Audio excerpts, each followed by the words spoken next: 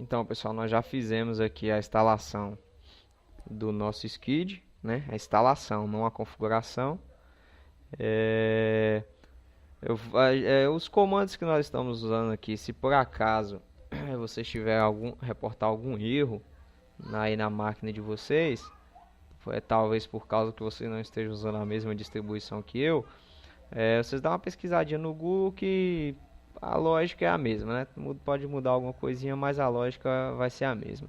Nós vamos fazer a parte teórica de algumas coisas, mas nós não vamos nos aprofundar tanto na teoria, para não ficar cansativo, né? Porque tem muito disso por aí. E o que eu quero passar aqui é uma configuração assim fácil de você deixar o seu proxy operante, certo?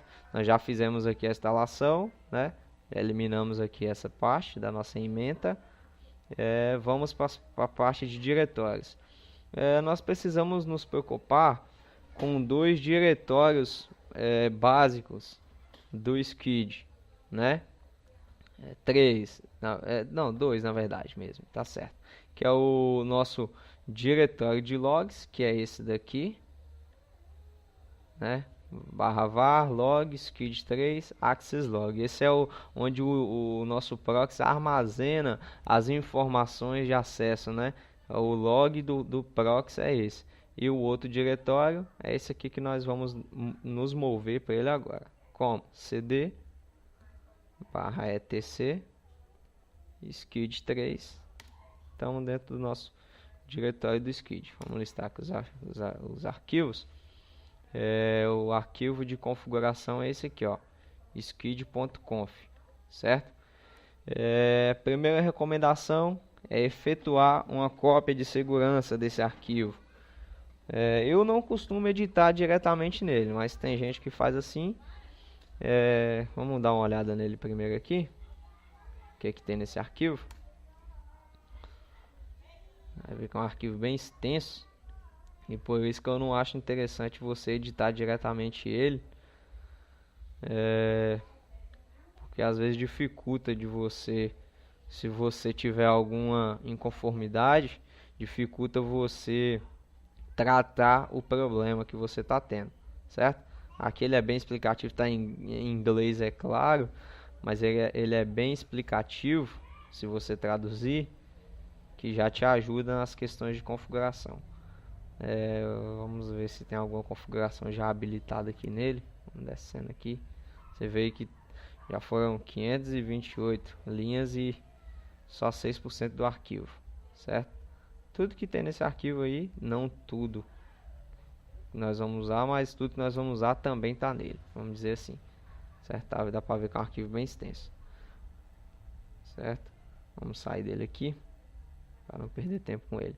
Então o que a gente pode fazer é fazer a cópia de segurança desse arquivo, porque nós vamos precisar desse arquivo para trabalhar as configurações do SKID, certo? Nós vamos mover ele para um outro arquivo. Vamos colocar assim.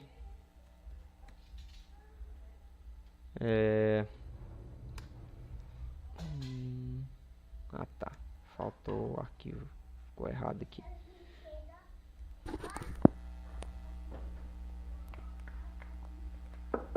Só um minutinho, pessoal. Vamos lá, aqui, skid.conf para skid.conf.original. Agora sim, beleza. Vou listar aqui de novo. Certo, tá aí. Nós movemos ele, não existe mais o skid.conf, certo? Então o que nós vamos fazer é criar o nosso skid.conf, certo? Vamos lá. Para criar um arquivo nós usamos o comando tosh e o nome do arquivo. Caso você não esteja no diretório do skid, você vai ter que colocar assim, apontar diretamente onde ele está. Como a gente está aqui dentro do próprio diretório, não precisa disso. Então vai ser skid.conf. Dentro desse arquivo skid.conf, nós vamos inserir toda a nossa configuração do skid, as nossas ACLs, que eu vou explicar o que que é, as nossas regras de acesso, os nossos parâmetros de uso de memória, uso de cache. Nós vamos colocar tudo nesse arquivo, certo?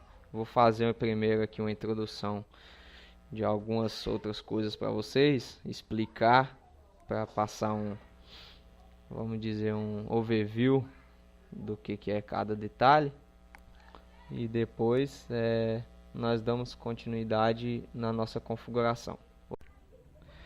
Então vamos ao nosso overview, pessoal. O Squid, ele trabalha com ACLs. O que seria uma ACL? Né? ACL é assim mesmo, ACL.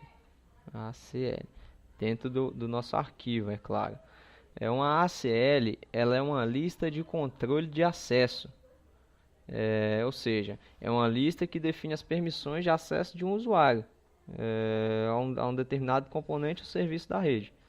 No nosso caso, nós vamos criar ACLs dizendo o que o usuário pode ou não acessar, ou até mesmo fazer o download, né? Nós podemos trabalhar com ACLs de tipo de domínio, de URL, de expressão de URL, na verdade, por extensão de arquivo, vai tudo de acordo à nossa necessidade, até mesmo trabalhar com ACLs de horário, tipo, um usuário só pode acessar tal URL, vamos pegar o Facebook como exemplo, o usuário só pode acessar a URL no horário de 12 às 1h30, que vamos supor que seria o horário de almoço de um colaborador da empresa a qual você tem implantado o proxy.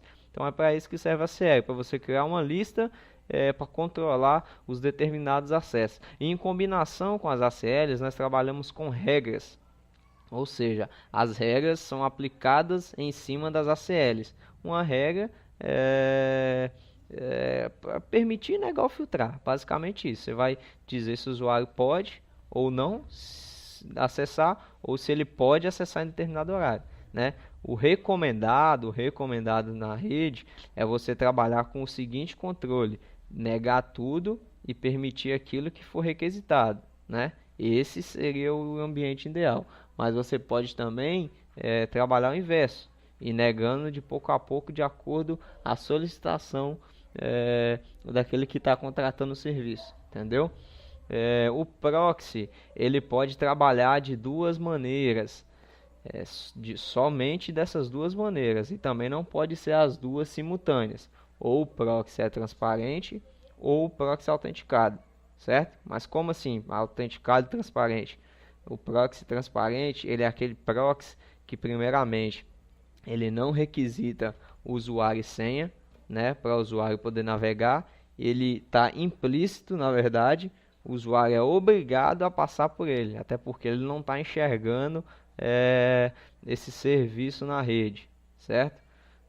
O uso do proxy transparente, ele também te libera do trabalho de você ter que configurar o browser, ou seja, sair tendo que setar no navegador do seu usuário, sair de máquina em máquina tendo que setar o proxy no navegador para o cara poder usar, certo? E o que é uma dor de cabeça, na verdade, fazer isso, né? Mas também ele não é tão recomendado de usar. Vou falar já o porquê disso. Eu até prefiro e eu uso o proxy autenticado. O proxy autenticado é aquele que o cara tem que digitar o usuário e senha, ou a máquina automaticamente pelo Windows ou pelo Linux, né, dependendo do tipo de autenticação que está usando, ele já autentica automaticamente o usuário, certo? Esse aí você precisa realmente setar o proxy no navegador, independente da forma que você faça isso. Pode ser via GPO, né? Pode ser via script, independente da forma, mas tem que estar setado o proxy no navegador do usuário, certo? Para ficar mais claro, o proxy transparente ele não pede autenticação, e o proxy transparente é necessário fazer a autenticação. Vou setar aqui para você 4 motivos por que não usar o proxy transparente, certo? Vou jogar na tela aqui. Vamos abrir um arquivozinho aqui. Abre o nosso skid.conf. Eu vou mostrar para vocês 4 motivos para não usar um proxy transparente. Lembrando que eu estou jogando aqui, mas essa aqui ainda não faz parte da nossa configuração, tá? Primeiro, por que não usar um proxy transparente? O proxy transparente não funciona com protocolo HTTPS, ou seja, se você está tentando impedir que o seu usuário não use, por exemplo, o Facebook na rede, desculpa te dizer, mas não vai ter como, porque ele não trabalha com o protocolo HTTPS. Aí você fica naquela, você bloqueia no seu firewall tudo que é HTTPS, ou você não bloqueia nada. Aí você vai ter que trabalhar já com o seu firewall, já não vai ser somente com o proxy, certo? Segundo motivo, FTP, você não consegue fazer filtro de FTP no proxy transparente também.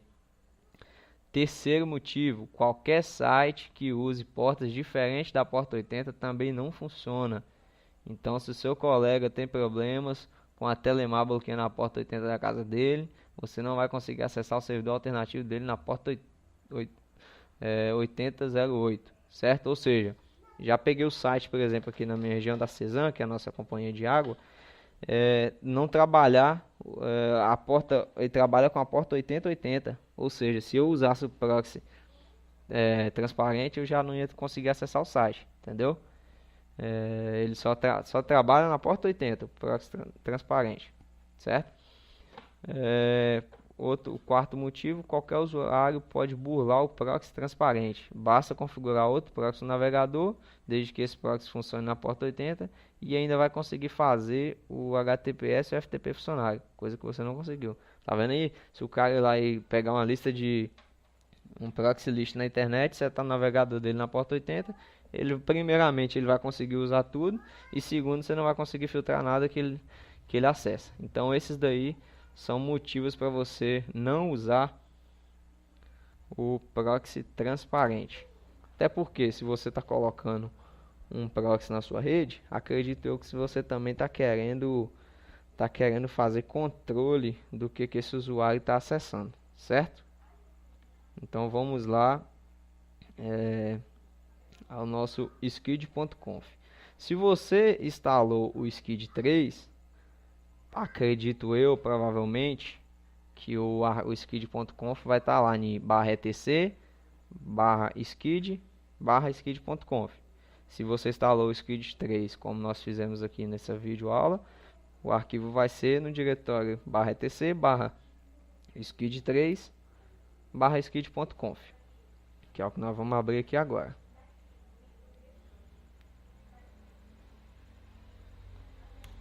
Está aberto o nosso arquivo para a gente começar a inserir as nossas configurações.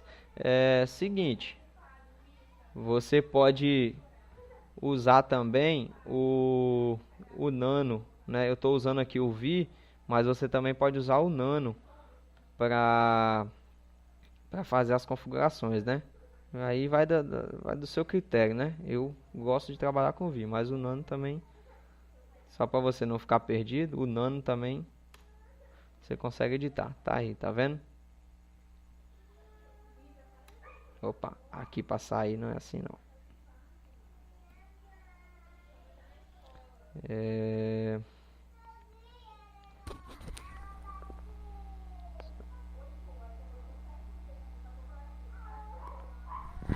Tô localizando a nossa apostila aqui, que eu tô dando seguimento pra gente não ficar perdido.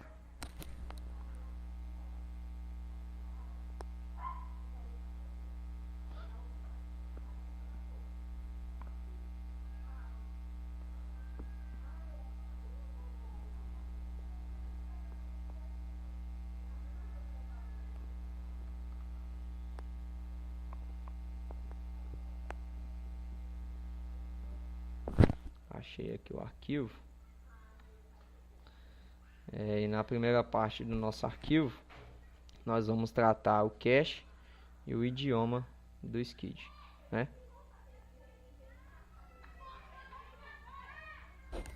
Tá um barulho do pessoal na rua aqui, tá atrapalhando um pouco. Não sei se vai ficar no áudio aí, mas vocês vão desculpando desde já.